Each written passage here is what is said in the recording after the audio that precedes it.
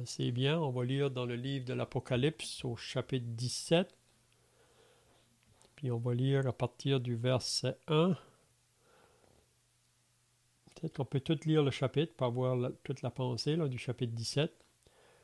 Donc je commence la lecture, puis si vous voulez suivre, vous pouvez le faire. Donc Apocalypse 17 et le verset 1, on lit.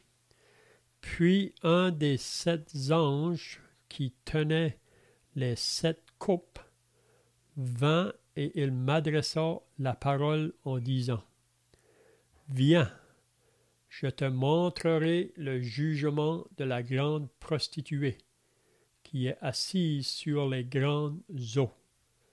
C'est avec elle que les rois de la terre se sont livrés à l'impudicité, et c'est du vin de son impudicité que les habitants de la terre se sont enivrés.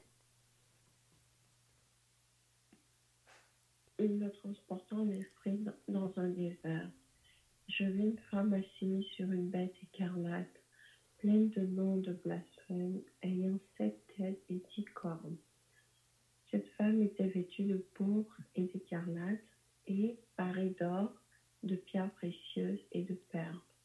Elle tenait dans sa main une coupe d'or, remplie d'abominations et des impuretés de sa prostitution.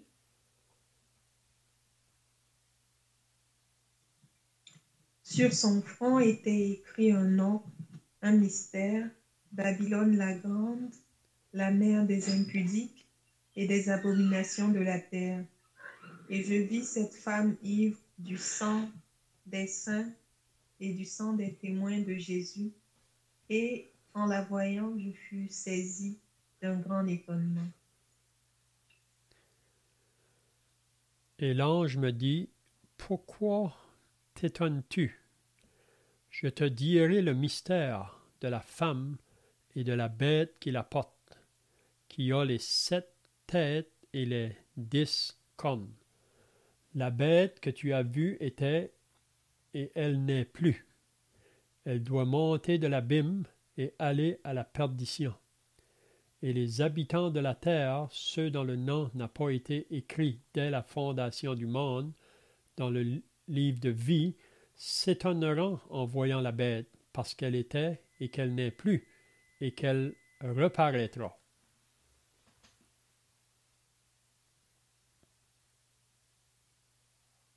Ici l'intelligence qui a de la sagesse. Les 7 têtes les 7 têtes sont 7 montagnes sur lesquelles la femme est assise. Ce sont aussi 7 rois. 5 sont tombés, un existe, l'autre n'est pas encore venu, et quand il sera venu, il doit rester peu de temps.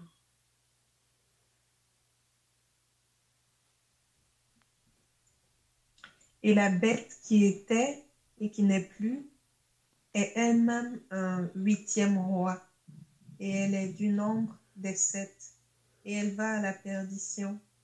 Les 10 cornes que tu as vues sont 10 rois qui n'ont pas encore reçu de royaume, mais qui reçoivent autorité comme rois pendant 1 heure avec la bête. Ils ont un même dessein, et ils donnent leur puissance et leur autorité à la bête. Ils combattront contre l'agneau, et l'agneau les vaincra, parce qu'il est le Seigneur des seigneurs et le Roi des rois, et les appelés, les élus et les fidèles qui sont avec lui les vaincra aussi.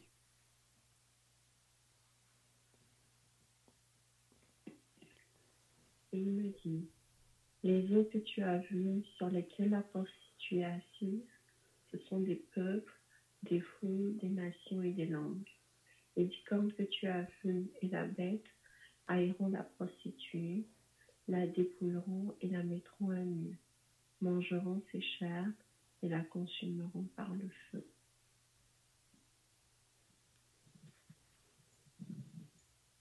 Car Dieu a mis dans leur cœur d'exécuter son dessein et d'exécuter un même dessein, et de donner leur royauté à la bête jusqu'à ce que les paroles de Dieu soient accomplies. Et la femme que tu as vue, c'est la grande ville qui a la royauté sur les rois de la terre. Amen.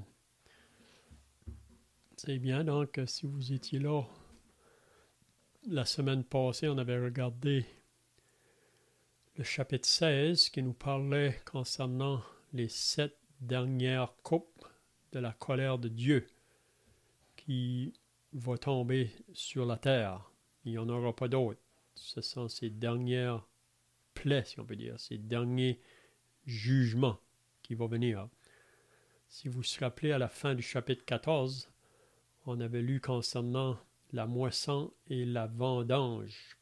Puis ça comprend la moisson de la terre ou la vendange de la terre. Ça comprend que le Seigneur va venir pour enlever ou arracher tout ce qui est associé au mal. Puis comment il va le faire? Il va le faire par ces jugements-là là, qu'il va accomplir dans ces 7 dernières coupes qui vont tomber. Puis on sait aussi que à la fin de la tribulation, il va y avoir les nations de la terre qui vont se réunir ensemble pour se joindre à l'Antichrist pour faire la guerre à Israël, faire la guerre à Dieu. Mais c'est à ce moment-là qu'on voit dans le chapitre 19, à partir du verset 11, quand que le Seigneur Jésus va descendre du ciel avec l'Église pour combattre l'Antichrist et le faux prophète. Puis c'est à ce moment-là que Israël, comme nation, vont reconnaître que celui qu'ils ont percé, c'était lui le Messie qu'ils ont rejeté. Puis beaucoup de la nation, à ce moment-là, vont se convertir. Ils vont être sauvés. Donc, c'est ça qu'on a vu dans le chapitre 16, donc les dernières coupes de la colère de Dieu qui viendra sur ce monde. Donc, le chapitre 17 et 18, c'est 2 chapitres qui vont ensemble parce que ça nous parle de la chute de Babylone. La chute de Babylone. Si vous vous rappelez, dans le chapitre 14, on avait lu là concernant le message du deuxième ange. Puis si vous vous rappelez, là, dans le chapitre 14 au verset 8, on lisait qu'un autre, un second ange, suivi en disant « Elle est tombée, Babylone la grande, qui a abreuvé toutes les nations du vent de la fureur de son impudicité. » Donc l'ange ici, le deuxième ange, annonce la chute de Babylone. Donc, qu'est-ce qu'on comprend par les 2 chapitres ici? Que Babylone se manifeste par 2 puissances. La puissance religieuse, ça c'est le chapitre 17 de l'Apocalypse, puis la puissance politique et commerciale, ça c'est le chapitre 18 de l'Apocalypse. Donc, qu'est-ce qu'on va voir ce soir? C'est plutôt le côté religieux de cette Babylone. Puis il ne faut pas oublier que cette Babylone existe depuis le début de l'humanité. Puis on pourrait dire même que cette Babylone, ça a commencé avec Caïn. Puis si vous lisez l'histoire de Caïn, puis même ses descendants, ils sont associés avec cette Babylone. Donc Babylone, ça représente vraiment la fausse Église, le faux système religieux, comparé à la vraie Église. Puis si vous remarquez ici, il nous parle d'une femme prostituée, ou la grande prostituée. Puis si vous avez remarqué, là, plusieurs semaines passées, peut-être on avait parlé à propos de 4 femmes qui nous est présentées dans le livre de l'Apocalypse. Je ne sais pas si vous vous rappelez de ça. Il mentionne 4 femmes dans le livre de l'Apocalypse. Je ne sais pas si vous vous rappelez à propos de ces 4 femmes-là. Est-ce que quelqu'un a des pensées à propos de ces 4 femmes-là?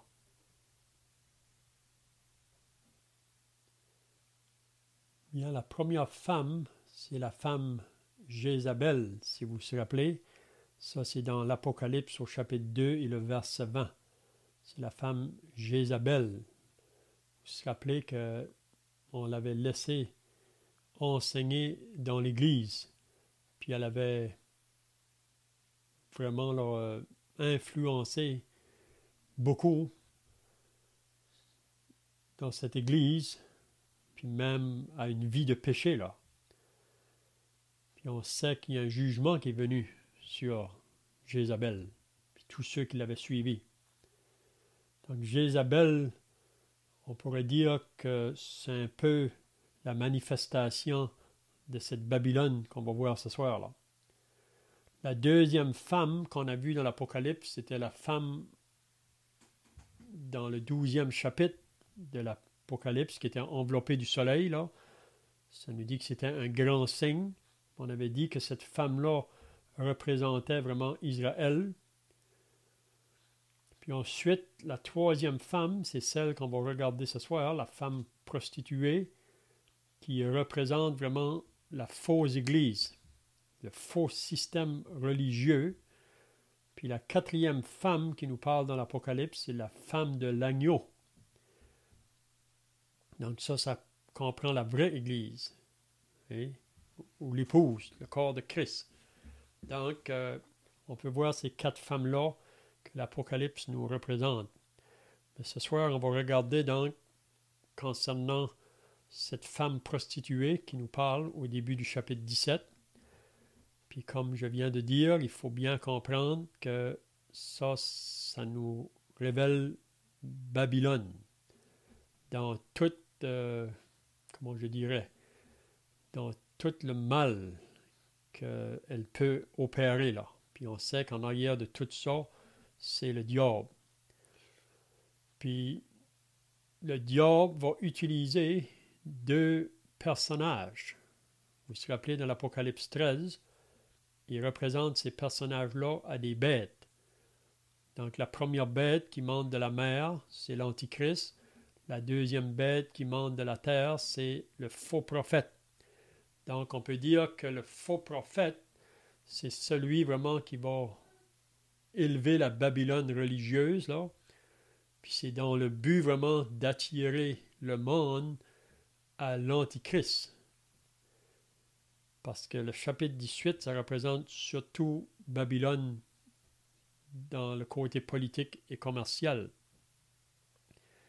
Donc, si vous lisez, comme j'ai dit, l'Ancien Testament, vous pouvez suivre cette trace-là tout au long. Babylone. On se rappelle de Babel. Vous vous rappelez quand que le peuple a décidé de construire une tour. On appelle ça la tour de Babel, mais ça veut vraiment dire Babylone. Puis ça, c'était l'homme qui voulait être indépendant de Dieu. C'est l'homme qui veut bâtir par ses propres forces, qui veut essayer de se monter jusqu'à Dieu par ses propres forces ou ses propres efforts. Puis vous vous rappelez qu'est-ce que Dieu a fait avec Babel ou la tour? Il a confondu les langues, puis là le peuple se sent dispersé. Puis on peut voir aussi Babylone dans son empire. Si vous vous rappelez de Nebuchadnezzar, c'est lui le roi de Babylone. C'est lui qui représente le lion.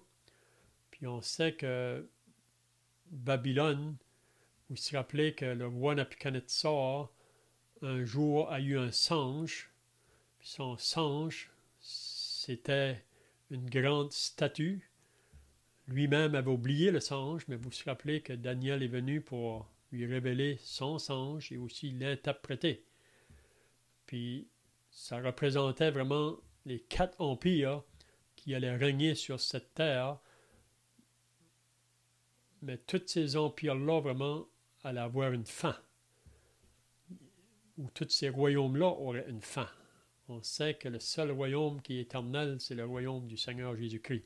Un royaume qui est inébranlable. Toutes les autres sont ébranlables. Ils vont tomber. Puis vous vous rappelez que Nebuchadnezzar, après qu'il y a eu le songe, là, il a décidé un jour de construire la statue, une haute statue.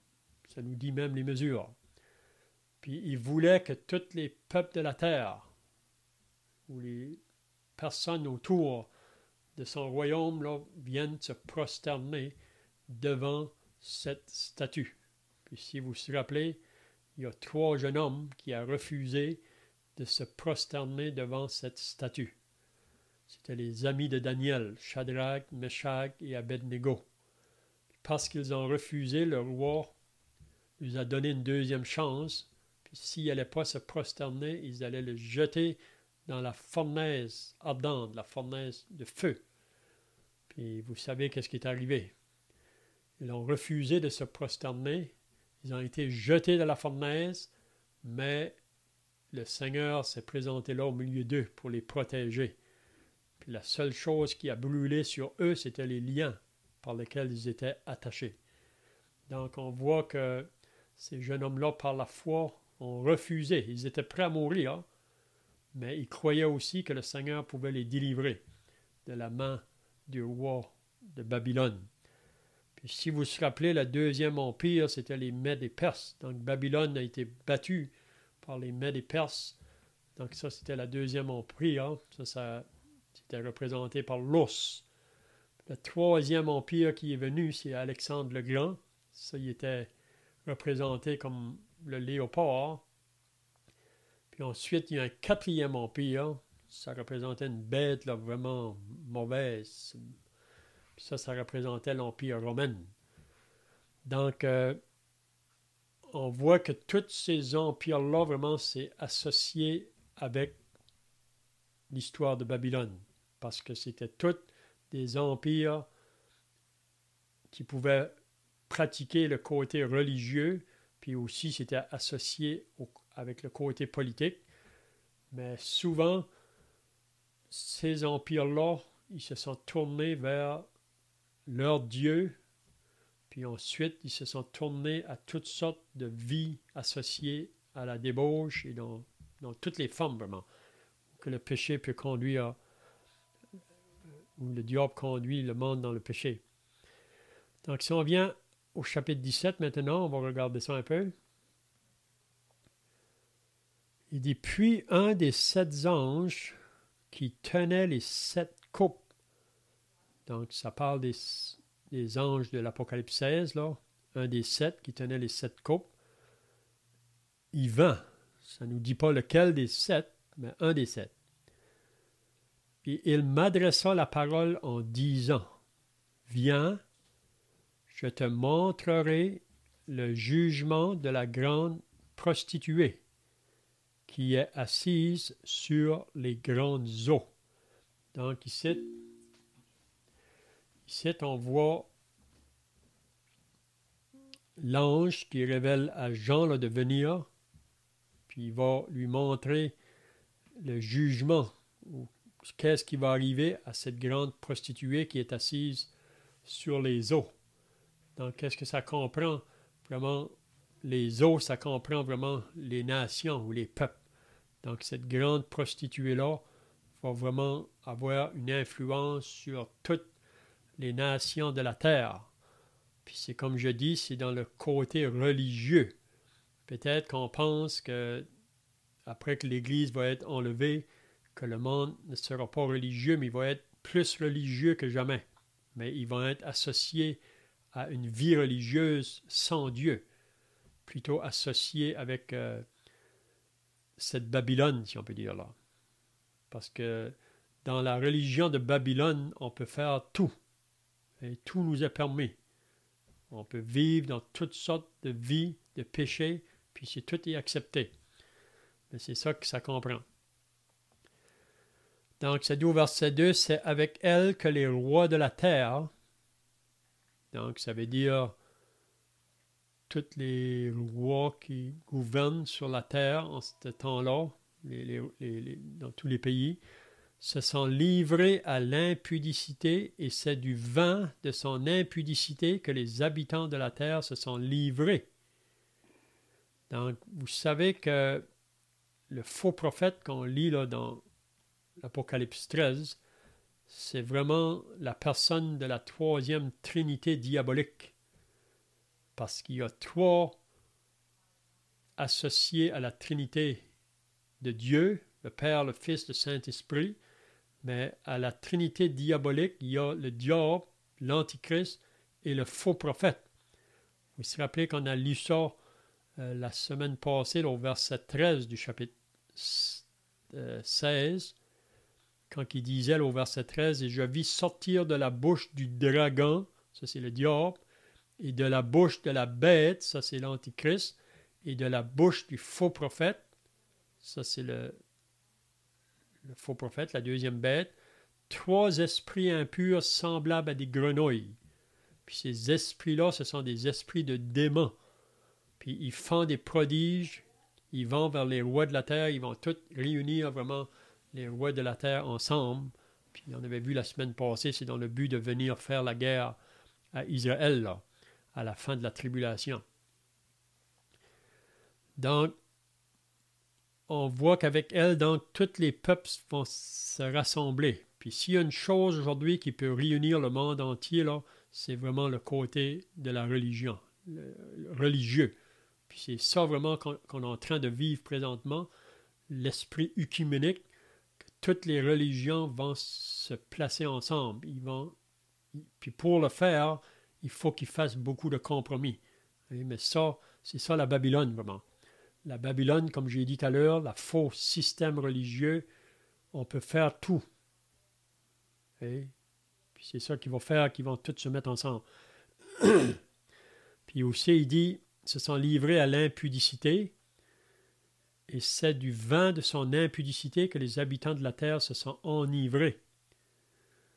Donc, ça comprend vraiment le mal dans toutes ses formes, dans toute son impureté, dans toute chose qui est contraire à Dieu.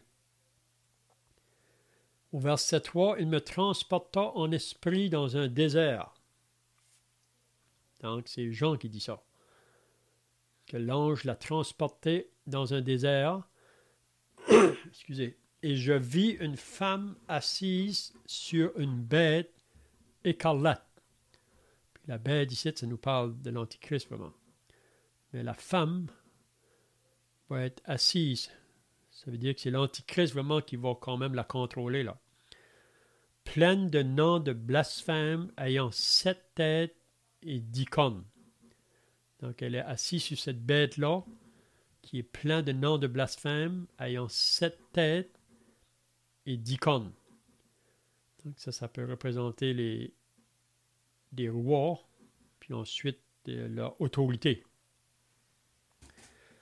Cette femme était vêtue de pourpre. Donc c'est quelque chose qui est très attrayant.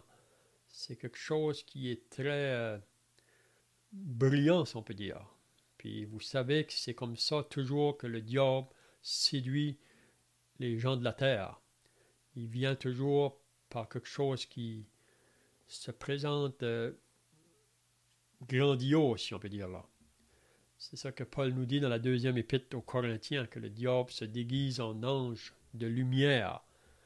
C'est pas comme la pensée de beaucoup de gens, que le diable vient avec une fourche ou avec des cornes. C'est un personnage qui est très laid, mais c'est le contraire. Donc cette femme était vêtue de pourpre et d'écarlate. Donc ça parle beaucoup là, des vêtements très riches. Et très riches. Donc c'est pour ça qu'on est attiré vers ces choses-là. Vous savez que Jésus a dit on ne peut pas servir Dieu et maman, ou Dieu et l'argent.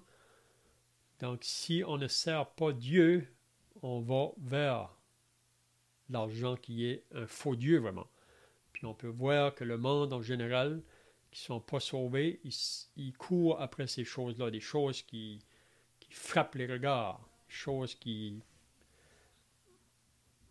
très attirantes. Hein?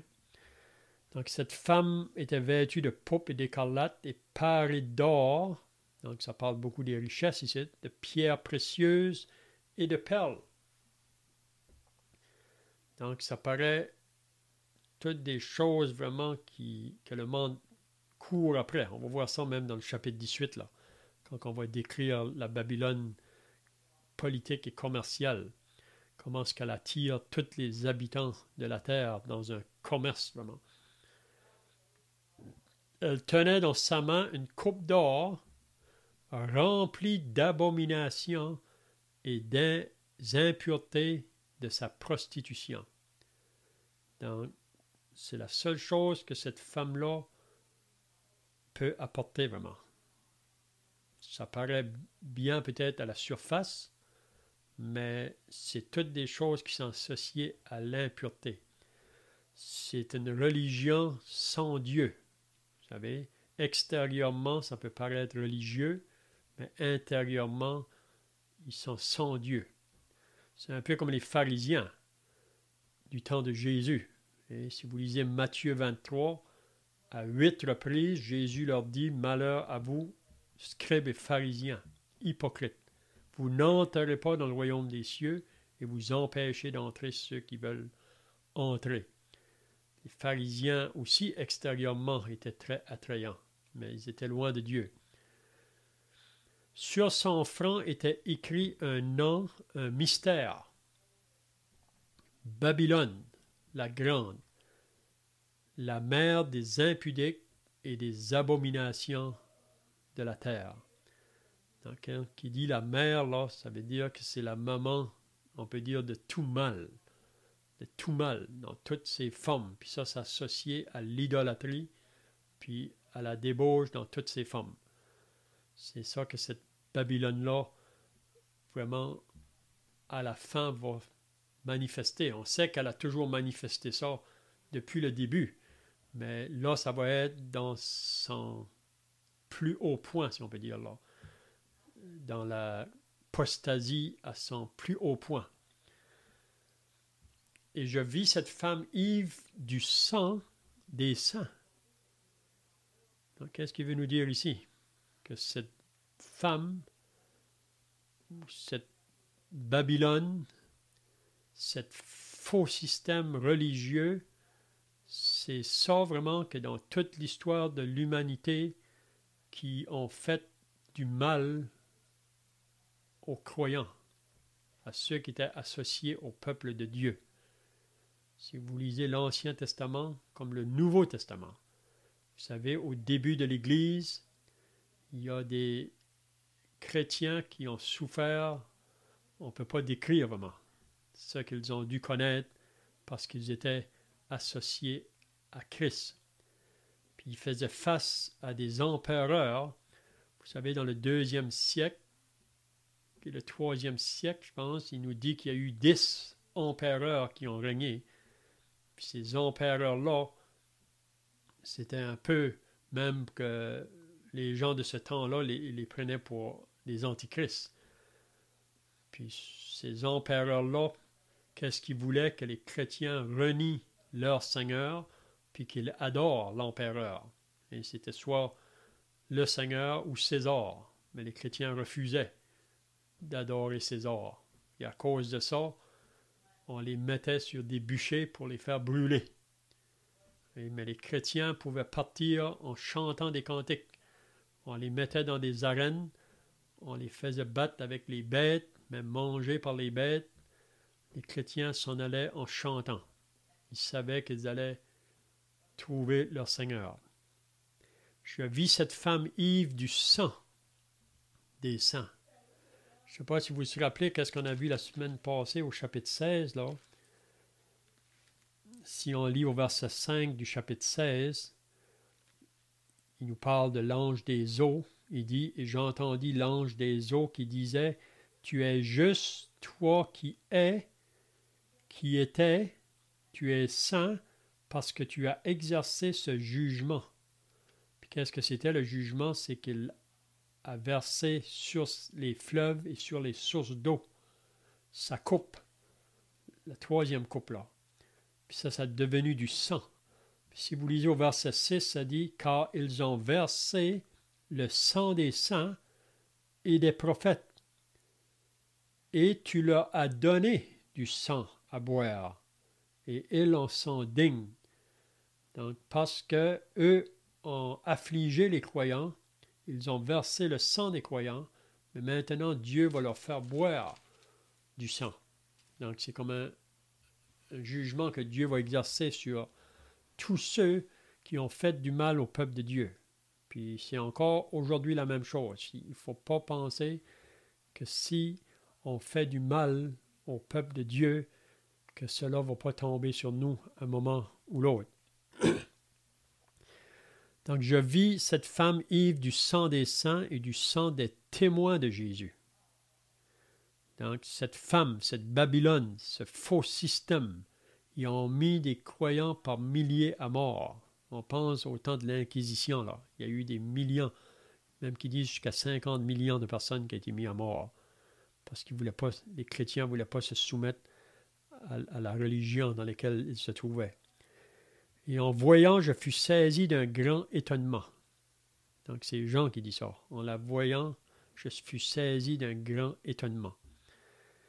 Et l'ange me dit, pourquoi t'étonnes-tu? Donc, il pose la question à Jean, pourquoi t'étonnes-tu? Je te dirai le mystère de la femme et de la bête qui la porte, qui a les 7 têtes et les 10 cornes. Donc, la bête, c'est comme j'ai dit, c'est l'Antichrist. Donc, on voit que la bête porte cette femme-là vraiment. Donc, on voit qu'ils sont ensemble. Donc, Babylone, c'est comme j'ai dit au début, ça va être manifesté dans 2 grandes puissances, la puissance religieuse et la puissance politique et commerciale. Donc religieux, ça peut être associé aux faux prophètes. Commercial, c'est vraiment à l'Antichrist. Puis on va remarquer, on n'aura peut-être pas le temps d'arriver là ce soir, là, mais à la fin du chapitre 17, on voit que la bête ou l'Antichrist qui porte la femme, il va à la fin la rejeter. Il va la dépouiller. Parce que lui, à ce moment-là, là, c'est là qu'il va vouloir s'élever pour se proclamer Dieu. Donc il faudra que tout vienne à lui pour l'adorer. Donc le verset 8, la bête que tu as vue était, et elle n'est plus. Elle doit monter de l'abîme et aller à la perdition. Et les habitants de la terre, ceux dont le nom n'a pas été écrit dès la fondation du monde, dans le livre de vie, donc ça comprend tous ceux qui ont refusé de croire en Jésus pour le recevoir comme Sauveur et Seigneur, donc dans ce temps de tribulation, à la fin surtout. On sait qu'il y en a beaucoup qui vont croire, mais la majorité ne croiront pas. Donc les habitants de la terre, ceux dont le nom n'a pas été écrit dès la fondation du monde dans le livre de vie, ça veut dire que ces personnes-là vont prendre la marque de la bête, mais que l'Antichrist s'élève pour vouloir marquer les gens. Ils vont s'étonner en voyant la bête parce qu'elle était et qu'elle n'est plus et qu'elle reparaîtra. Probablement, vous vous rappelez dans le chapitre 13 aussi, quand il nous parle de l'Antichrist, au début du chapitre 13, il nous parle que l'Antichrist, à un moment donné, il va mourir. Mais il va revenir à la vie. Vous savez, le diable est un imitateur du vrai. Donc l'Antichrist qui est représenté dans la Trinité comme le Seigneur Jésus, donc il meurt, il revient. Mais on dit que ça va être comme un counterfeit, ça va juste être une imitation. Ça ne sera pas la réalité. Ça va être vraiment de la fake et qui va se faire. Donc c'est ça qui nous dit la même chose ici, là, que cette bête-là, c'est comme si elle va disparaître, puis elle va revenir. C'est ici l'intelligence qui a de la sagesse. C'est ici l'intelligence qui a de la sagesse.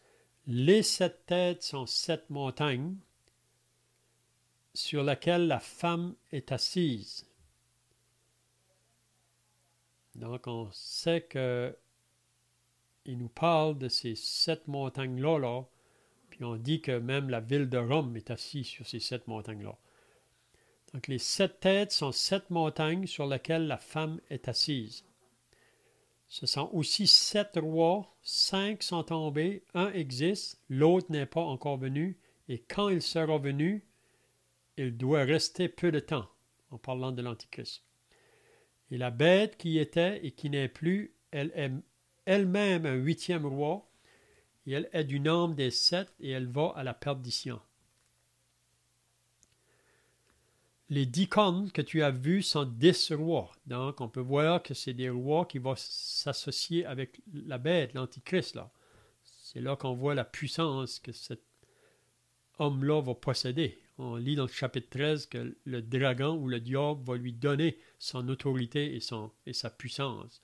Donc, il va être pris par une grande puissance, mais diabolique. Il va influencer les rois de la terre qui vont s'unir avec lui, mais qui reçoivent autorité comme roi pendant 1 heure avec la bête. Parce que ça ne sera pas longtemps, là, ce parcours-là. Là. Vous savez, ici, c'est à la fin de la tribulation, c'est que le diable va se manifester dans son plus haut point au travers de l'Antichrist pour avoir l'adoration sur lui, mais le moment qu'il va atteindre le plus haut point, il va être jeté sur l'autre côté. Il va voir sa fin. Ils ont un même dessein et ils donnent leur puissance et leurs autorités à la bête. Qu'est-ce qu'ils vont faire? Ils combattront contre l'agneau. Donc, contre le Seigneur Jésus, vraiment. Et l'agneau les vaincra, parce qu'il est le Seigneur des seigneurs et le roi des rois. Et les appelés, les élus et les fidèles qui sont avec lui les vaincront aussi. Parce que vous savez qu'à la fin de la tribulation, l'Antichrist et toutes les nations de la terre se rassemblent, comme j'ai dit tout à l'heure, pour faire la guerre à Israël. Mais c'est à ce moment-là que le Seigneur descend du ciel. Là. On lit ça dans Apocalypse 19, au verset 11. Le roi des rois et le Seigneur des seigneurs, puis nous, l'Église, on vient avec lui. Mais ce n'est pas nous qui va combattre. On va regarder notre combattant. C'est Jésus qui va combattre l'Antichrist et le faux prophète. C'est un peu comme David qui a combattu Goliath. Le peuple d'Israël n'a pas rien fait. Ils l'ont vu aller combattre Goliath. Donc nous, c'est vraiment notre Seigneur qui va faire la bataille avec l'Antichrist et le faux prophète. Et il me dit, les eaux que tu as vues sur lesquelles la prostituée est assise, ce sont des peuples, des foules, des nations et des langues. Vous vous rappelez, au début, là, on disait qu'elle était assise sur les grandes eaux, mais là, il nous dit qu'est-ce que ça représente, les eaux. Les eaux que tu as vues sur lesquelles la prostituée est assise, ce sont des peuples, des foules, des nations et des langues. Donc, elle va gouverner toutes les nations de la terre, vraiment. Les 10 cornes que tu as vues et la bête haïront la prostituée. Donc ici, on voit là que l'Antichrist va se tourner contre la prostituée. Associé avec le faux prophète et le système religieux, il va les dépouiller. La dépouilleront et la mettront à nu. Mangeront ses chairs et la consumeront par le feu. Donc il va se débarrasser vraiment de la Babylone religieuse pour s'élever lui comme Dieu vraiment. Car Dieu a mis dans leur cœur d'exécuter son dessein et d'exécuter un même dessein et de donner leur royauté à la bête, jusqu'à ce que les paroles de Dieu soient accomplies. Et la femme que tu as vue, c'est la grande ville. Puis on sait que ça nous parle de Babylone, qui a la royauté sur les rois de la terre. C'est comme j'ai dit, Babylone est manifestée en 2 puissances, religieux et politique. Mais elle qui va régner à la fin, c'est plutôt le côté politique, là. C'est vraiment l'Antichrist. C'est la grande ville qui a la royauté sur les rois de la terre. Donc, qu'est-ce qu'on verra la semaine prochaine? C'est le jugement sur la Babylone politique et commerciale. Puis quand on lit ça, là, c'est pas difficile à voir que dans toute l'histoire, c'est toujours ces 2 puissances-là qui ont gouverné la terre. Mais à la fin, ils vont se manifester là, dans sa pleine capacité, si on peut dire. Mais dans 1 heure, ça va être détruit. Dieu va détruire ce système-là. C'est pour ça qu'on lit au début du chapitre 18, là, « Sortez du milieu d'elle, mon peuple ». On lit ça là, au verset 4 du chapitre 18. Et j'entendis du ciel une autre voix qui disait « Sortez du milieu d'elle, mon peuple ». Donc le peuple de Dieu ou les vrais croyants ne doit pas être associé avec cette Babylone faut qu'ils sortent. Babylone, c'est tout système religieux. Les vrais croyants devraient sortir de là parce que son jugement va bientôt venir. Ben, c'est bien. Je ne sais pas si vous avez des questions pour terminer ou des pensées, là. Sinon, on va terminer par la prière.